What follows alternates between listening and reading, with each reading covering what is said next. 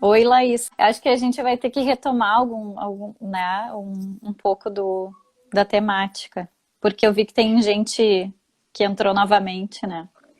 Eu, eu, eu te ouvi, Flávia, até o momento que tu estava falando sobre a questão que o STJ firmou o entendimento em 2006 acerca dos contratos de franquia ah, não Contratos serem de contratos de consumo, consumo exato. e que isso foi reforçado na atual legislação, inclusive agora também para definir que não se trata de relação de trabalho. Foi até aí que eu te ouvi. Depois a minha conexão começou a travar. Tá, não. Sim, sim, sim, sim. Na verdade, o que eu falava é que o critério distintivo da relação de consumo para uma relação que não é de consumo é a questão da vulnerabilidade. Então, no contrato de franquia, o critério da vulnerabilidade foi por muitos anos discutido, e não só esse critério, mas também a questão de ser um contrato, e por ser um contrato de consumo, já foi afastado, não somente pelo entendimento do STJ, mas também pela nova lei de franquias, a 13.966, que descaracteriza, então, o contrato de franquia como seria um contrato de consumo, e também a questão do vínculo empregatício. Fato é que, apesar desse contrato ser um contrato padrão, né, ele é um contrato de relações diferenciadas. Eu diria, Laís, que esse contrato, por ceder, digamos assim, do franqueador ao franqueado, a possibilidade de uso de direito de imagem, de patente, né, de gestão do negócio, de distribuição desse negócio, por si só já torna ele um contrato completo que, digamos, vai misturar diferentes obrigações, né? Seja a obrigação do uso da franquia, da gestão da marca, da implementação desse negócio. Então, ele por si só já se torna um contrato complexo e um contrato empresarial, e não um contrato de consumo. E aí eu queria te ouvir, Laís, né? Por ser uma relação diferenciada, como eu falei, né? Quais são as peculiaridades desse contrato, por ser um contrato empresarial e não um contrato de consumo? Bom, Flávia, eu acho que uma das grandes características desse contrato de franquia, e talvez até numa visão que a gente tem, desmistificando uma visão que a gente tem que contratante e contratado, né, por vezes eles estão em situações em lados opostos, né, de uma relação contratual. Neste contrato de franquia, tanto o franqueado quanto o franqueador, eles possuem um objetivo comum, porque o bem-estar do franqueado resulta no bem-estar do franqueador e vice-versa, né? Tanto é que quando a gente trata da questão da franquia, a gente não consegue enxergar franqueado e franqueador como seres dissociados. Um precisa do outro para que Uhum. seja efetivado, para que aquele negócio, aquela atividade vá adiante. E não há dúvida nenhuma, muito embora a legislação, a nova legislação não tenha feito nenhum esclarecimento contumaz em relação a essa questão, que o contrato de franquia é um contrato empresarial e, portanto, a gente parte do pressuposto de uma situação de paridade, de ausência de vulnerabilidade e de simetria, tá? Em relação à simetria especificamente, eu acho que a gente tem que destacar bastante essa nova legislação, porque ela cuidou muito de tratar da circular de oferta de franquia, que é o primeiro Uhum. documento que vai transitar entre franqueado e franqueador, né? Aonde há uma série de informações que devem ser trocadas, especialmente informações que devem ser fornecidas pelo franqueador, para que o franqueado possa saber exatamente o que ele está investindo e qual é, enfim, as expectativas em relação àquele negócio, né? Tu falava da questão de que a gente não pode ignorar ou se descuidar ou mesmo menosprezar o impacto das franquias, não só pelos números que tu colocaste, mas Uhum. também porque se nós fizermos um exercício aqui de imaginemos quando nós íamos ao shopping e quando nós pudermos voltar e passear no Sim. shopping, né? Boa parte das lojas que nós consumimos costumeiramente, elas são franquias. E algumas talvez até nós nem saibamos que sejam franquias, mas elas são franquias. Então, vejam que até mesmo para um trânsito, para um giro de mercado, a franquia ela está muito inserida no nas nossas relações de consumo diárias, tá? Uma coisa importante que a gente tem que pensar, daí já vinculando também ao tema que a gente se dispôs a tratar hoje aqui, né? Que é a questão dos impactos de tudo isso que nós estamos vivendo nesses contratos. Então, a gente tem que partir do pressuposto que nós estamos dentro de uma relação paritária, tá? Quando nós estamos dentro de uma relação paritária, nós temos que também já ter como digamos, conceito desta relação que as partes, no momento em que ingressaram nela, elas já sabiam dos riscos e da alocação dos riscos que elas estavam sujeitas, tá? Então, assim, Exato. por mais que seja... Por mais que seja um contrato Diga. Dar um abraço à professora Daniela Lúcia, está nos dando um oi, e a professora Lúcia, com todo carinho, obrigada pela audiência. Que foi aquela pessoa que nos entrevistou na mesma sala juntas há alguns anos atrás, que nós referimos no início da conversa. Exato. Lúcia, um beijo. Dani, também Laís, obrigada por estar aqui. Beijo. Retornando... Laís, só para Diga. Seguir na tua fala, é importante que o pessoal que está nos ouvindo muitas vezes não é da área, né? Tu consegue explicar para a gente o que é a circular de oferta de franquia, assim, de modo bem raso? Claro, é um documento que vai ser fornecido pelo franqueador, né? Quando começam as tratativas entre franqueado e franqueador, no momento em que um franqueado ele se dispõe a, por exemplo, adquirir uma franquia, né?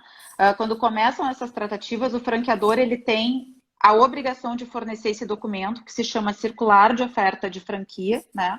Onde vão constar ali todas as especificações, e a legislação tem um conteúdo mínimo ali, que é bastante vasto, daquilo que aquele franqueador tem a oferecer. Então, coisas, por exemplo, como é que vai ser a questão de cláusula de raio entre uma franquia e outra, como é que vai ser, qual é o tempo esperado de retorno no investimento daquela franquia, qual é a situação financeira daquele franqueador nos últimos exercícios.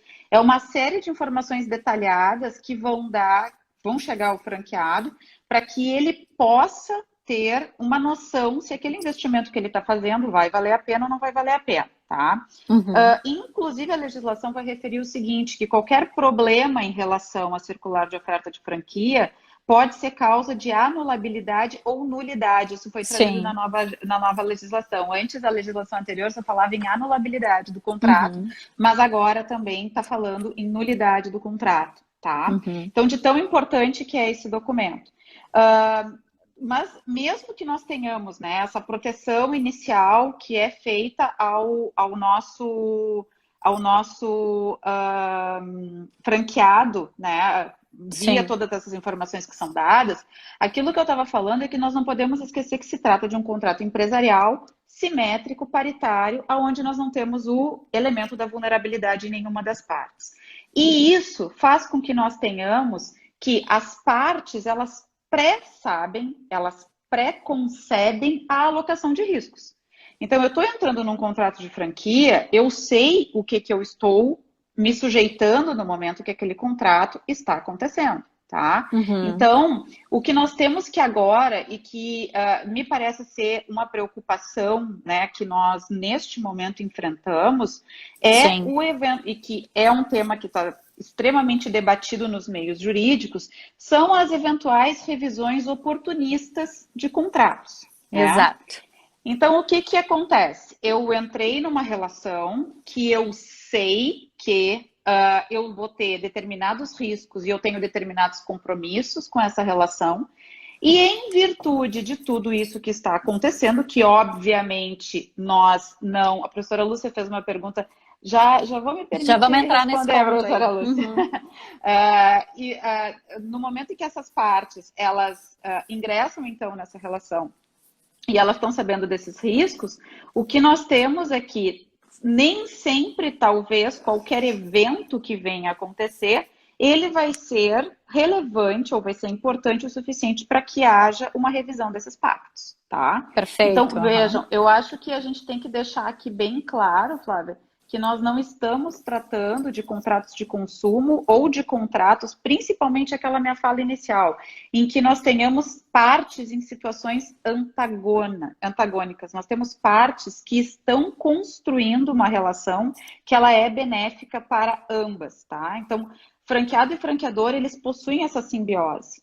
Então, no momento em que nós pensamos numa revisão pró-franqueado ou pró-franqueador, a gente tem que pensar que a rede,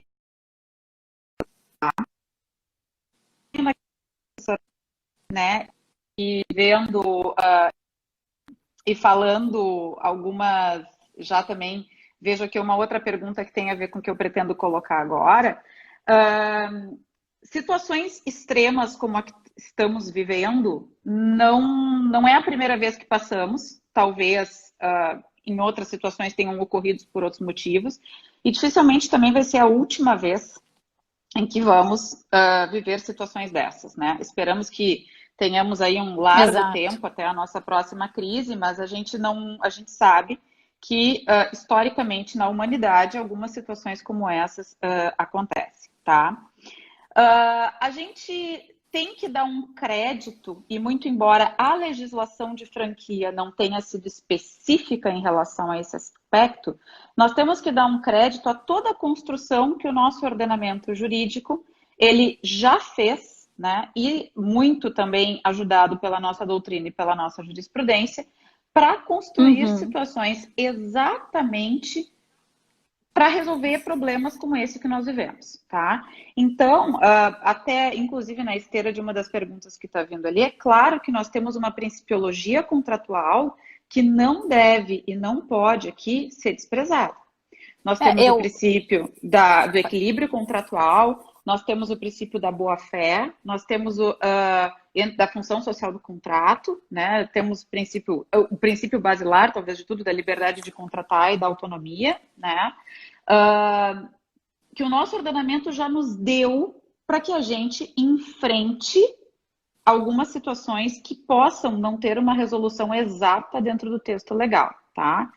Bom, é óbvio que nós temos alguns impactos que estão sendo sofridos e a gente pode pensar, por exemplo, a minha fala que eu estava falando da questão das franquias que estão dentro dos shoppings. Os shoppings estão fechados, tá? Exato.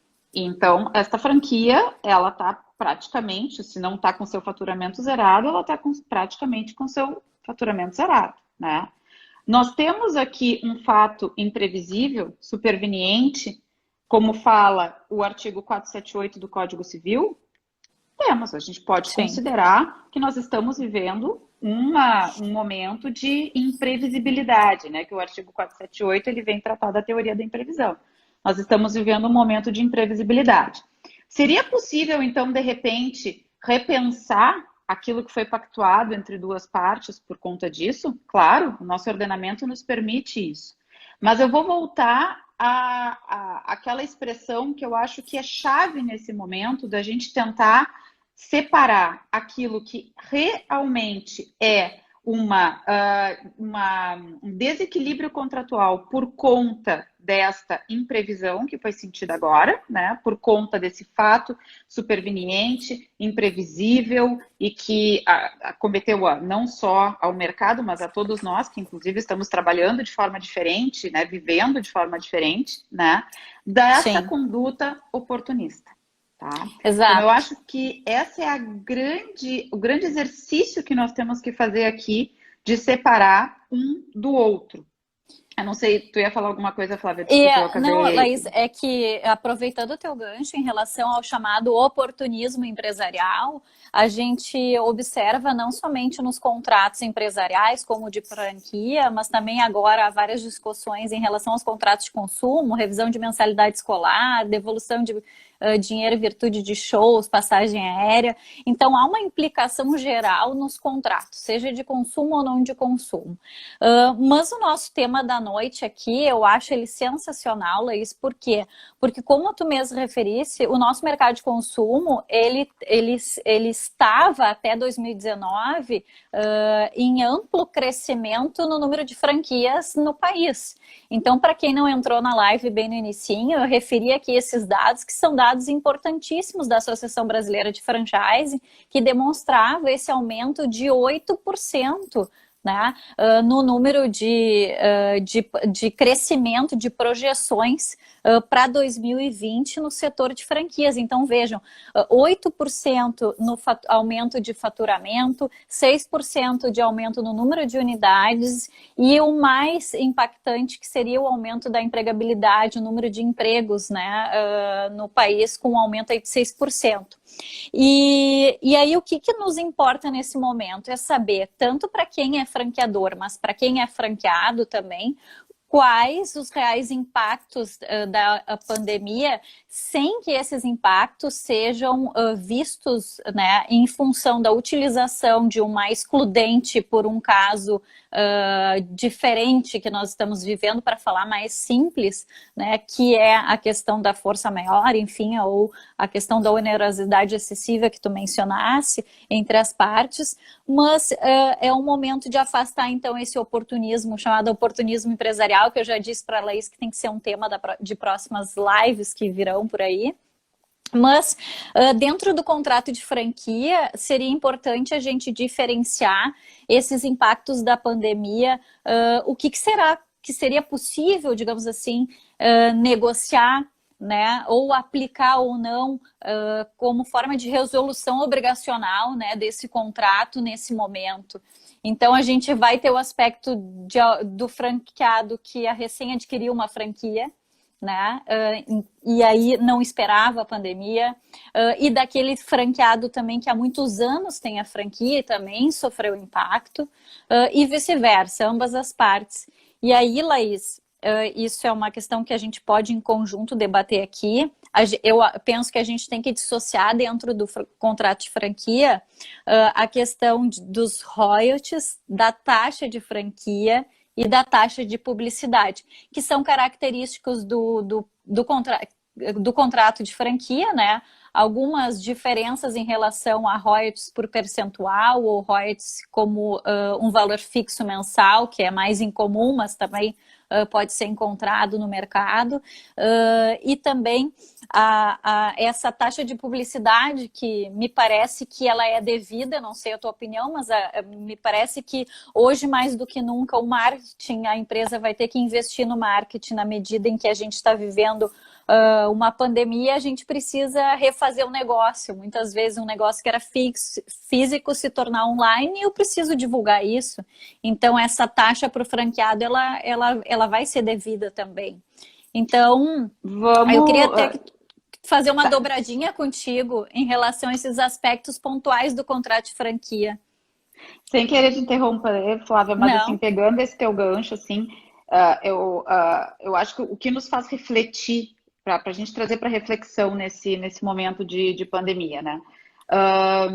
É o quão nós estávamos cuidando diligentemente das nossas relações, por exemplo, contratuais, ou enfim, da minha postura em relação à minha empresa, enfim, o quão eu acho que esse reflexo, e eu posso dizer isso porque eu já ouvi algumas pessoas, né, pensando assim, eu nunca me preocupei com tal coisa, eu nunca me preocupei com tal coisa, e hoje eu vejo que isso está me fazendo uma determinada falta nesse momento, tá? Então, assim, todo esse impacto, né, tirando a sua característica de imprevisibilidade, né, sabendo que isso, tomara que passe muito em breve, né, esperando que isso tudo passe, vai restar um mercado, e vai restar um mercado para que a gente possa pensar nele de alguma forma talvez diferente, ou pelo menos um pouco mais refletida. E uma das coisas que eu acho, que eu gostaria de deixar como provocação aqui, é o próprio cuidado aos contratos. Tá? Então, acho que a primeira coisa que a gente tem que pensar aqui é o quanto que os franqueados e os franqueadores estão cuidando, estão diligenciando nos seus contratos, né? Então, assim, muito embora tu tenha dito ali, um contrato de adesão, sim, ok, é um contrato de adesão, né? mas o quanto que está sendo questionado as cláusulas, se existem garantias suficientes para resguardar esse contrato, né? Se efetivamente o franqueador cumpriu com as suas tarefas da circular de oferta de franquia e fez com que isso constasse no contrato, né? E prevendo talvez até saídas. Uma das coisas até que já vou te fazer uma provocação depois para que a gente debata, depois que a gente falar dessa questão dos contratos mais especificamente, formas alternativas ou extrajudiciais de resolução desses conflitos.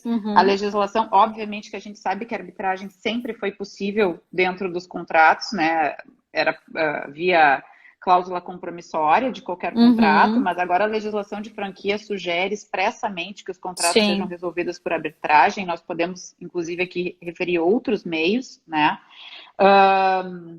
Mas, em relação à questão da parte contratual, esse olhar mais cuidadoso em cima do contrato, para a gente tentar fazer um exercício de futurologia, né? Por mais que a gente espera que situações como essa não aconteçam novamente, para que a gente consiga vislumbrar situações e já antever algumas questões que possam deixar as partes um pouco mais confortáveis.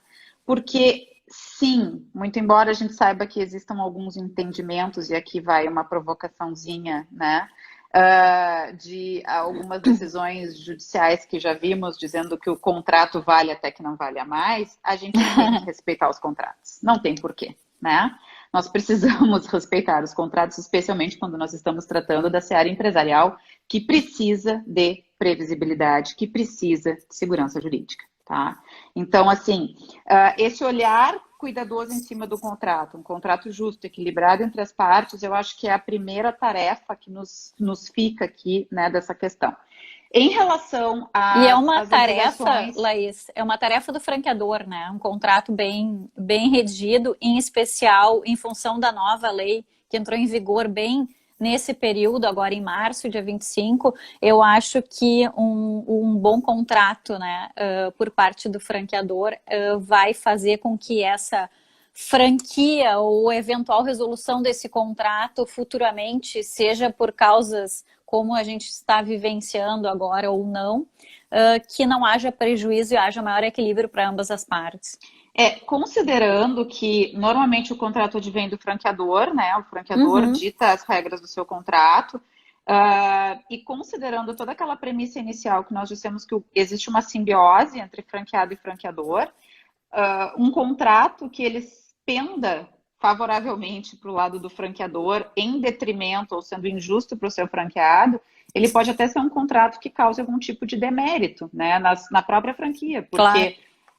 É objetivo e é interesse do franqueador que o franqueado consiga se desenvolver da melhor forma possível, né? Exato. Com todas as suas obrigações sendo cumpridas, com a justiça contratual e das relações que a gente espera que seja, mas é um contrato que ele tem por força, que tem por característica marcante a parceria entre as partes. Um precisa do outro para que o negócio se desenvolva, né?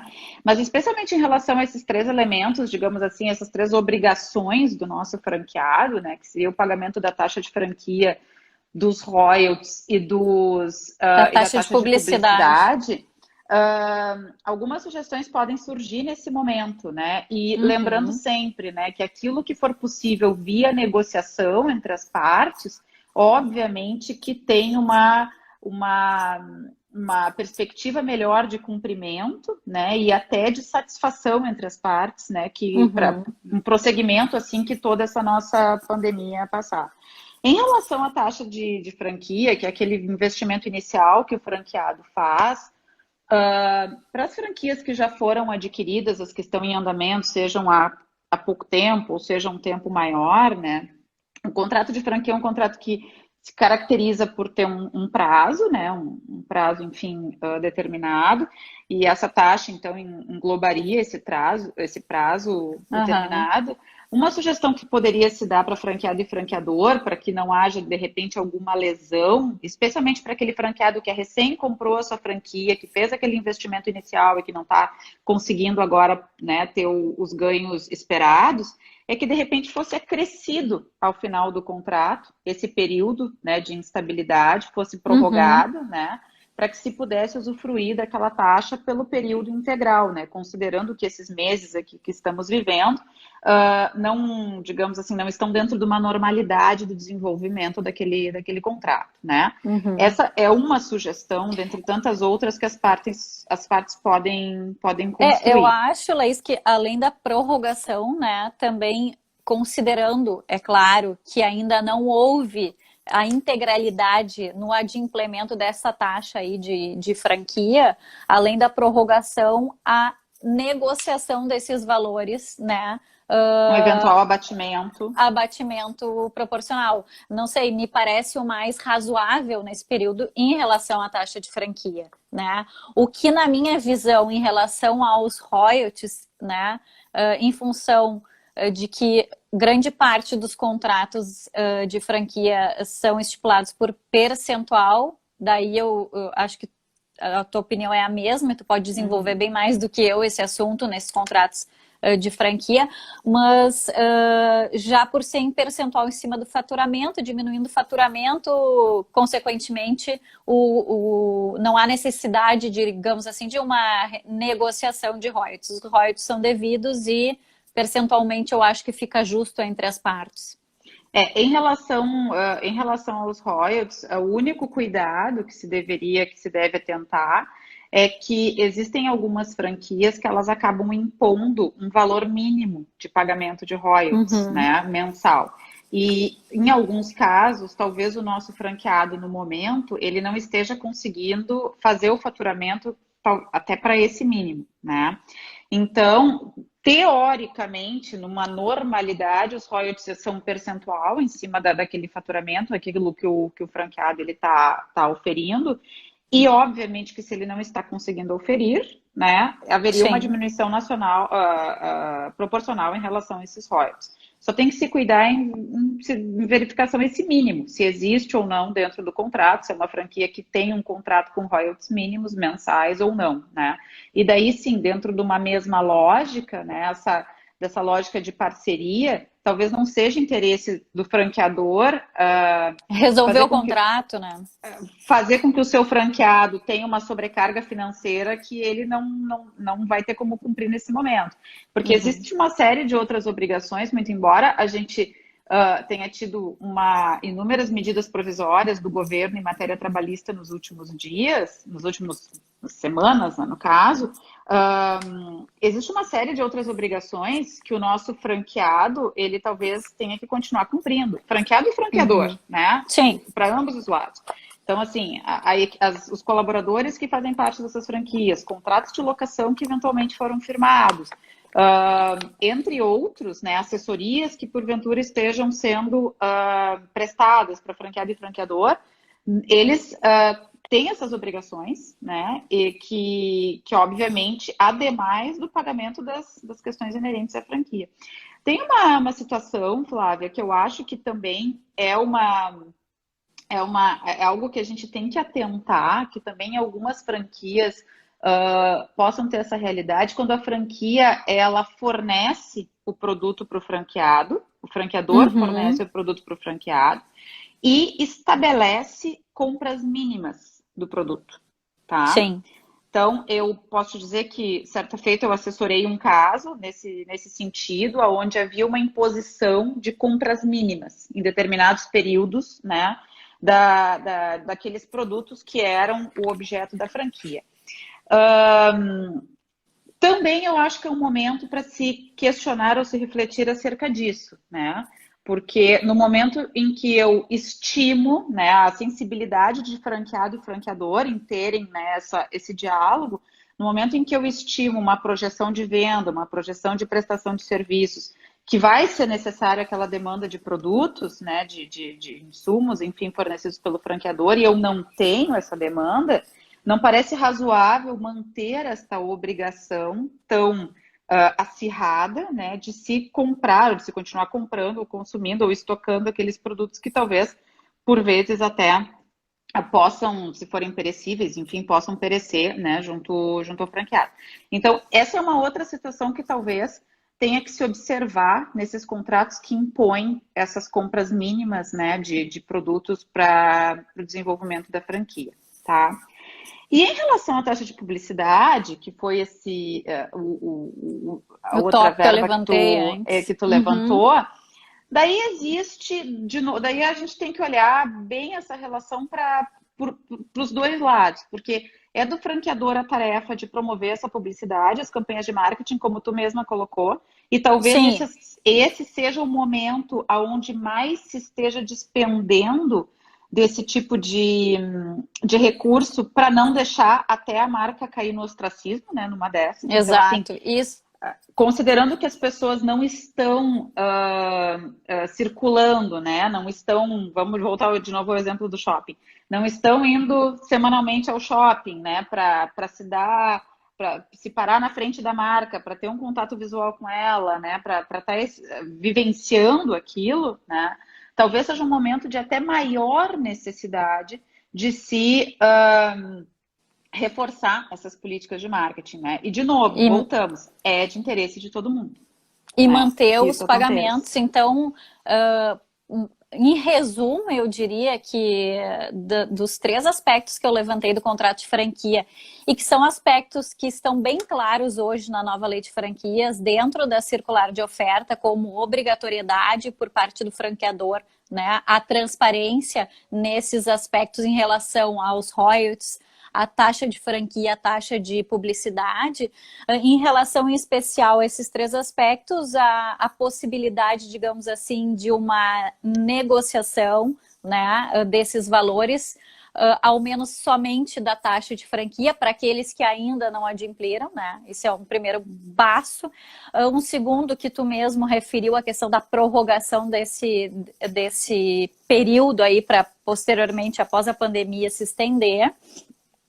E a taxa de publicidade, me parece que nesses casos, em especial, não seria possível a negociação na medida que ambas as partes têm interesse, ainda mais atrelado ao aspecto atual que a gente se encontra. Laís, eu quero te fazer uma outra Talvez, provocação, porque eu acho que não está em vindo relação à pergunta. taxa de publicidade, só mais um detalhe. Talvez Uhum. até seja possível renegociar, né? Mas eu Assim, acho que não. aqui a gente tem elementos, por exemplo, imaginemos que o nosso franqueador já tenha assumido, já tenha contratado uma empresa de publicidade, né? Já tinha feito, considerando toda aquela expectativa de sucesso que tu falou no início, né? Que Sim. 2020 seria um ano promissor. Ele já fez uma super campanha, já contratou. Então, veja, é uma escalada, né? Então, É. se o franqueador não paga, se o franqueado não paga, o franqueador também vai ter talvez dificuldade de adimplir lá com a agência de publicidade. Então, assim, a gente tem que, de novo, evitar o oportunismo, né? É. Assim, verificar aquilo que realmente pode ser objeto de negociação entre as partes, tá? Faça essa provocação. Não, a provocação é que tem um ponto que a gente não abordou e que é importante do contrato de franquia e que a Lei 9 especifica, que é a questão da alocação, né? E que pode ser um problema eventual para o franqueado nesse momento de não conseguir cumprir com o contrato de locação. Por vezes esse imóvel, né, vai ser do franqueador, por vezes ele subloca, então há aí, né, a implicação, porventura, ao meu ver, e eu queria te ouvir também, sobre a aplicação do artigo 567 do Código Civil, né, em que vai, de certa forma, trazer um regramento específico sobre essa alocação e a possibilidade de se resolver, digamos assim, essa obrigação. Antes, Laís, eu queria ler aqui o Gustavo, que foi nosso aluno, e eu Uhum, sei que ele é uhum. franqueador, Ele é franqueado, franqueado. aliás, ele é franqueado, ele tem uma pergunta ali, né? Nesse ponto da publicidade, ele Ele negociou fez um com o comentário, um franqueador. comentário. É, é uma possibilidade na medida em quando ao descontentamento, né, em relação a esse aspecto, a possibilidade de fazer a negociação. O Alex também faz uma Uhum. pergunta, considerando que o contrato está associado à parceria entre as partes, havendo efetivo desbalanceamento, poderia se falar em dever de renegociar decorrente da boa-fé contratual? Alex, é uma super é uma super colocação, né? Inclusive, a gente sabe que existe, especialmente dentro do comércio internacional, e a gente pode trazer aqui esse exemplo, existe uma cláusula contratual chamada cláusula de hardship, que é uma Uhum. cláusula que a gente obriga as partes a sentar e negociar antes de qualquer coisa, antes de resolver. A boa-fé, ela nos traz deveres intrínsecos, né, a essa relação, né, o dever da conduta leal entre os contratantes, o dever. Alguns dizem que a probidade está dentro ou fora da boa-fé, enfim, vamos colocar aqui Uhum. como tudo um conjunto, né? Mas sim, a gente poderia considerar como uma, digamos assim, um dever anexo às partes de tentar negociar esse contrato, tá? Claro que a gente sabe que muitas das vezes, e daí é o ponto até que a gente pretende abordar um pouquinho mais adiante, né, Flávia? A gente sabe que muitas das Uhum. vezes as partes, elas se bloqueiam para eventual negociação, né? Por isso, essa fala tão incisiva aqui, nossa, no sentido de que é um contrato em que, se as partes recusarem, especialmente por esse tipo contratual, vai ser um jogo de perde-perde, né? Não vai ser um Exato. jogo de ganha-ganha. Porque a franquia ela só vai ser um jogo de ganha-ganha se franqueado e franqueadores estiverem alinhados e ambos bem. Então, é intrínseco à natureza desse contrato, né, que essas partes tenham um alinhamento, inclusive quando tem um problema, né? Então, assim, essa predisposição que a gente pode botar dentro, né, da caixinha jurídica da boa-fé, como aqui o Alex está colocando, há Uhum. uma renegociação que seja interessante para ambos, tá? Em relação à locação, Flávia, que tu me Exato. perguntaste, a nossa legislação de franquia trouxe essa nova legislação, né, ela trouxe digamos assim, uma super inovação em matéria de locação, né, que foi a O artigo terceiro possibilidade, foi a possibilidade da sublocação ter valor maior que o valor da da locação, locação, né? exato. É. Que é algo vedado, até então vedado, né, pela nossa própria lei de locações, né? Então, o valor Uhum. da sublocação não poderia ser maior, né? De novo, né? E agora vamos juntar aqui, a Flávia colocou o 567, né? Para quem não é do direito e está aqui nos ouvindo, o 567 vai dizer o seguinte: se durante a locação se deteriorar a coisa alugada sem culpa do locatário, a este caberá pedir redução proporcional do aluguel ou resolver o contrato, caso já não sirva a coisa para o fim ao que se destinava, né? Então, assim, de novo, vamos naquela linha, né, de que nós estávamos seguindo, né, de que nós primeiro precisamos partir do pressuposto que é um contrato paritário, né, ou seja, intercorrências podem ocorrer, né, mas também a gente não pode colocar a uma das partes, a nenhuma das partes, especialmente se o franqueador for o locador. Daí eu acho que Uhum. tem um detalhe. O franqueador como locador, né? Impor, o franqueador, então, está também ganhando, Locando o imóvel. locando, né? Ganhando em cima mais uma verba que ele está ganhando em cima daquela franquia, né? E impossibilitar ou se fechar completamente a qualquer tipo de negociação ou de uma revisão proporcional dos Dos valores, né? aluguéis. Uhum. Exatamente. Então eu acho que essa situação ela fica ela é mais agravada quando a gente tem o franqueador com mais essa figura, né? Que a gente sabe que em muitas franquias inclusive bastante famosas, é assim que acontece, né? O franqueador, ele loca o imóvel porque ele tem interesse no local, enfim, muitas vezes ele compra o imóvel, né? E Sim. ele faz a locação para o seu franqueado. Acho que tu ia É, falar alguma coisa? não, eu ia falar, eu lembrei aqui além do 567 Código Civil, da aplicação do 235 da entrega de coisa certa, né? Do Código Civil nesses contratos de franquia, a possibilidade de novo de uma arguição de eventual resolução desse contrato pela questão obrigacional em si, porque é uma obrigação, de certa forma, de entrega de coisa certa. Então, a gente teria aí duas possibilidades, digamos, de aplicação tanto do 235 como do 567, mas ponderando, né, essas questões que tu mesmo abordasse, Laís, sobre a questão do equilíbrio e da manutenção do negócio, né? A não ser, é claro, que eu vou voltar de novo na mesma tecla que tu já falou lá no início, da questão do oportunismo empresarial, né? Se eventualmente o franqueador já não, digamos assim, estava desgostoso com aquele franqueado ou não tinha mais interesse na manutenção daquele contrato, aí a gente tem que fazer a análise de uma outra forma, né? Mas eu acho que hoje o que impacta é o momento atual que a gente está passando, com os estabelecimentos, grande parte das franquias fechadas, ou muitas delas tendo que se reinventar para tentar fomentar o negócio.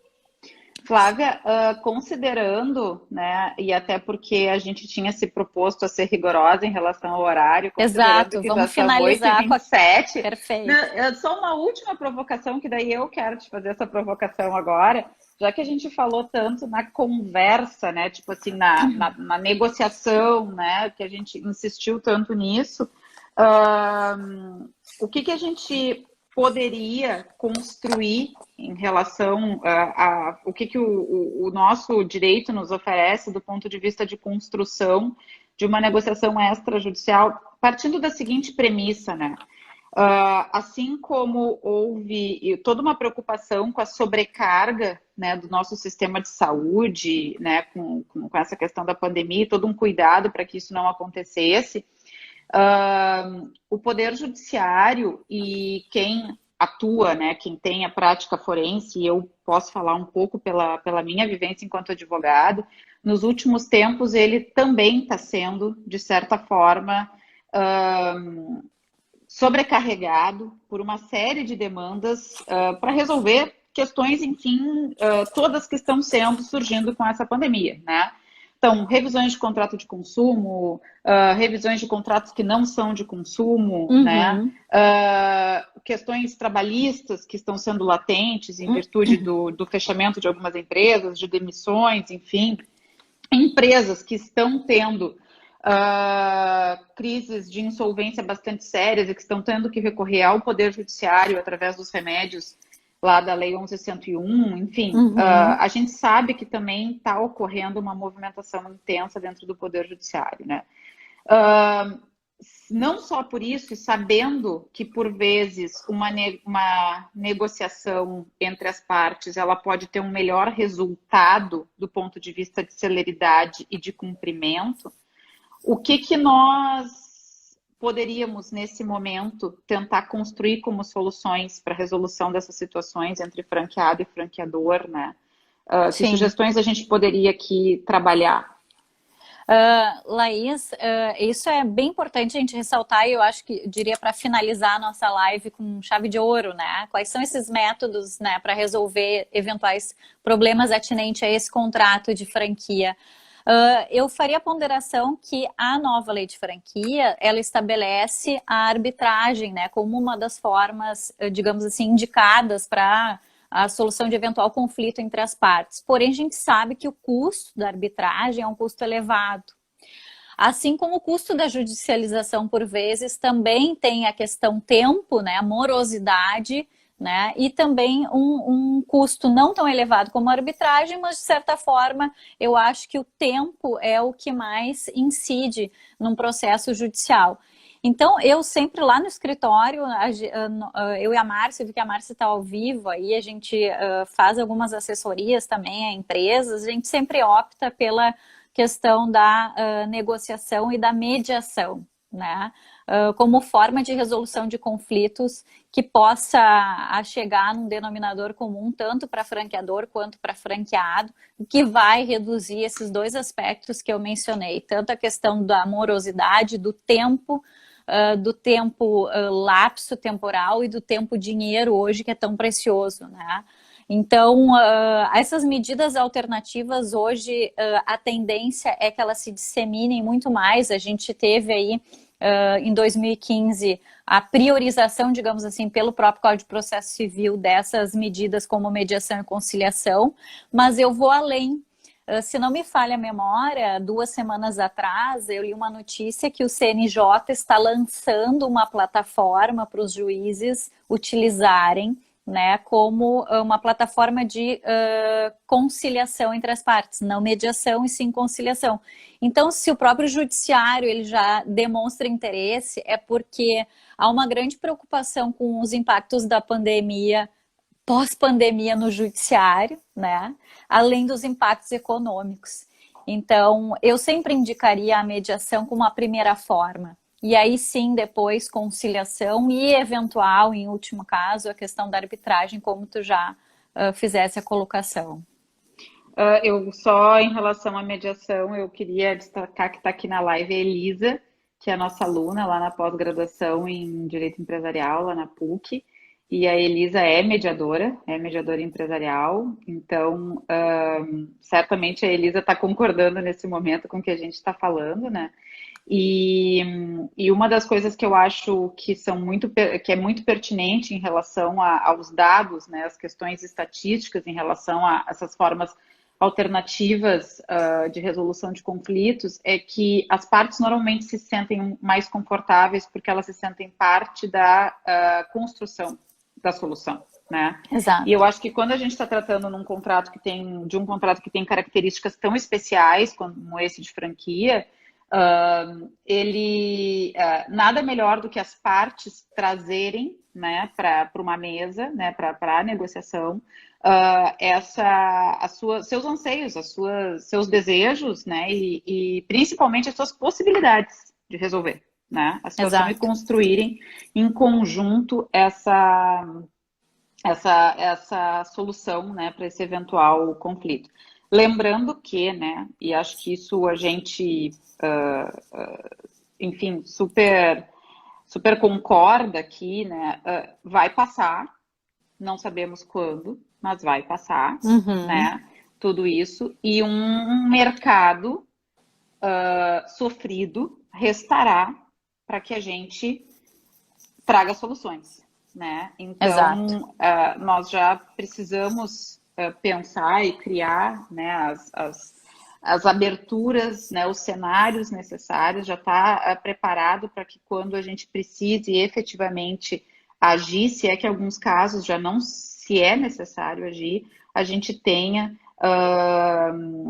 elementos suficientes e o discernimento, né, suficiente para que a gente possa ajudar essas empresas que vão estar exauridas numa crise, né, e que isso obviamente vai refletir no nosso mercado como um todo, né, e daí, enfim, não existe antagonismos entre consumidor, entre empresas, enfim, porque todos fazem parte do mesmo mercado, os consumidores precisam das empresas, as empresas dos consumidores, e a gente vai ter que lidar com isso tudo quando essa crise passar.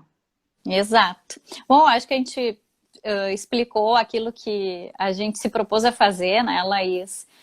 Queria agradecer imensamente aos nossos alunos que eu vi que estão aqui nos ouvindo, aos nossos colegas, né, a professora Fernanda Posebon, que eu vi que estava aqui também, né, o professor André, entre outros amigos, e queria deixar aqui, plantar a semente, né, de que essa live seja a primeira de muitas e que a gente possa tocar em um projeto maior, né, que a gente tem de atuar aí com o nosso propósito de vida, que eu sei que o teu é o mesmo que o meu, que é a docência, que é a transmissão de conhecimento que vai além da advocacia, vai além de outras atividades que a gente exerce com paixão também, mas eu sei que o que toca lá no fundo, né, é a disseminação do conhecimento para os nossos amigos, alunos, colegas.